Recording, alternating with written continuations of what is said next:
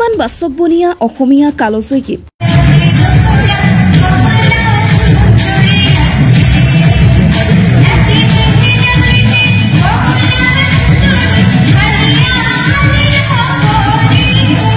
নৃত্য এখন বুৰঞ্জী প্ৰসিদ্ধ নাটক এখন বিদ্যালয় আৰু এজাক প্ৰতিভাৱান ছাত্ৰ ছাত্ৰী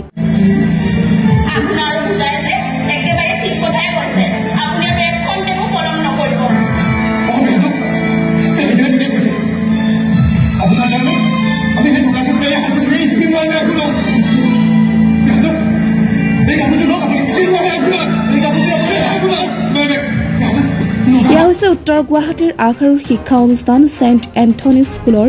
20 সংখ্যক বাচক বনিয়া সাংস্কৃতিক কাৰ্যসূচীৰ কেইটামান উল্লেখযোগ্য মুহূৰ্ত উল্লেখ্য আছে বিদ্যালয়খনৰ বাৰ্ষিক সাংস্কৃতিক অনুষ্ঠানত কালি নিশা পৰিৱেশন কৰা হয় এটাৰ পিছত আনটো কালজয়ী অসমীয়া গীত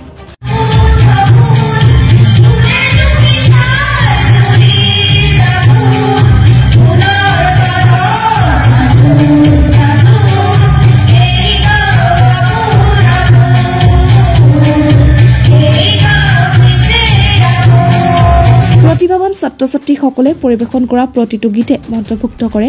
উপস্থিত দৰ্শকক কেৱল গীতেই নহয় অসম বুৰঞ্জীৰ অন্যতম শক্তিশালী চৰিত্ৰ জয়মতীৰ জীৱনগাথাৰ ওপৰত মঞ্চস্থ কৰা হয় এখন মঞ্চ সফল অসমীয়া নাটক বিদ্যালয়খনৰ ছাত্ৰ-ছাত্ৰীসকলে সাৱলীল অভিনয়েৰে প্ৰাঞ্জল ৰূপত ফুটাই তোলে জয়মতীৰ কাহিনী এখন ইংৰাজী মাধ্যমৰ বিদ্যালয় হৈও অসমীয়া ভাষা কলা সংস্কৃতিৰে ছাত্ৰ-ছাত্ৰীসকলক উদ্বুদ্ধ কৰাৰ বাবে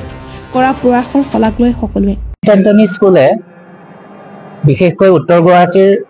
শৈক্ষিক ক্ষেত্ৰত এক অগ্ৰণী ভূমিকা গ্ৰহণ কৰি আহিছে আমাৰ বিদ্যালয় যদিও ইংলিছ মিডিয়াম কিন্তু আমাৰ বিদ্যালয়খনে অসমীয়া কলা সংস্কৃতিৰ ক্ষেত্ৰত কেতিয়াও পিছ পৰি থকা নাই উদাহৰণস্বৰূপে আমাৰ প্ৰত্যেক শনিবাৰে ইয়াতে অসমীয়া জাতীয় সংগীত গোৱা হয় আমাৰ ছাত্ৰ ছাত্ৰীসকলে বিহু গীত বৰগীত লোকগীত ৰাভা গীত জ্যোতিপ্ৰসাদৰ গীত প্ৰায়ে গোৱা হয় আমি সেই বিষয়ে আমি সদায় যত্ন কৰি আহিছোঁ বিশেষ শংকৰী কলা কৃষ্টিৰ ক্ষেত্ৰতো আমাৰ বিদ্যালয়খনে বিদ্যালয় ছাত্ৰ ছাত্ৰীয়ে যথেষ্ট পৰিমাণে অগ্ৰগতি লাভ কৰি আহি আছে আৰু আজিৰ প্ৰগ্ৰামতো আমাৰ এনুৱেল ডে প্ৰগ্ৰামতো ইয়াৰ প্ৰতিফলিত হৈছে আমাৰ ইয়াত বিশেষকৈ শংকৰী কলা কৃষ্টি অসমীয়া বহু পুৰণা গীত মাত আমাৰ ইয়াতে দিয়া হৈছে লগতে আমি আজি জয়মতী কৰিও অসমৰ এক ঐতিহাসিক চৰিত্ৰ বুৰঞ্জীমূলক সেইটো আমি উপস্থাপন কৰিবলৈ যত্ন কৰিছোঁ আশা কৰিছোঁ আমাৰ বিদ্যালয়ৰ ছাত্ৰ ছাত্ৰীয়ে বিশেষকৈ উত্তৰ গুৱাহাটীৰ শৈক্ষিক জগতত এক প্ৰবল ভাৱে বৈপ্লৱিক পৰিৱৰ্তন আনিব বুলি আশা কৰিছোঁ আৰু তেওঁলোকে ভৱিষ্যতে সুনাগৰিক হৈ দেশৰ সেৱা কৰাৰ মানসিকতাৰে আগবাঢ়ি যাব ধন্যবাদ জয়মতীৰ কাহিনী কোনেনো নাজানে বাৰু